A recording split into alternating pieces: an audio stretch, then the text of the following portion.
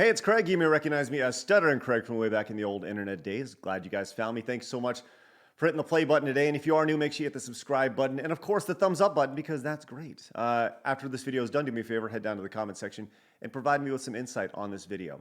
Today, we are talking about G4. I've seen a lot of comments asking me about what I would do to save G4 because make no mistake about it, G4 has failed. It has failed massively. It is a brand that once was pristine. It was on the mountaintop of the gaming culture lifestyle. And now it's a shell of its former self run by who knows, because they've seen so much turnover over the last, really since they launched, 6 months, 8 months, however long it's been. But this is a brand that will not be around by the end of the year. It probably won't be around through the summer. They are probably trying to find a way to get out of this opportunity. But that doesn't mean it can't be saved.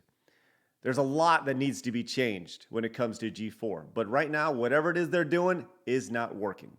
A lot of people have asked me, hey, Craig, how come you stop talking about video games and such? And how come you've retired from the video game world? And I have. I don't really have a whole lot of interest in being in the video game space. But the one thing that would potentially bring me back is the opportunity to run G4 and to bring it back and essentially save the brand and be what it could potentially be. Right now, they're too safe, way too safe. And they're trying to play by Twitter's rules. And Twitter's rules are not the way to go. It's not real life. It's not how people live. And they cannot ignore what they used to be. And they can't ignore what people expect from them.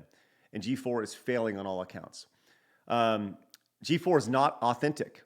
The people behind it, they're just throwing darts at the board, hoping something sticks. They're trying to pull from over here, pull from this girl. Hey, she'll look good in a bikini. Let's pull her and try to get some cheap views. All right, that's fine. But at the end of the day, if the people hosting your content aren't cared about, aren't authentic, then people don't care. I'm not saying there aren't authentic people at G4 that care about video games. I know several of the people who work there who care about video games. But the way that they're being portrayed right now isn't helping their brand.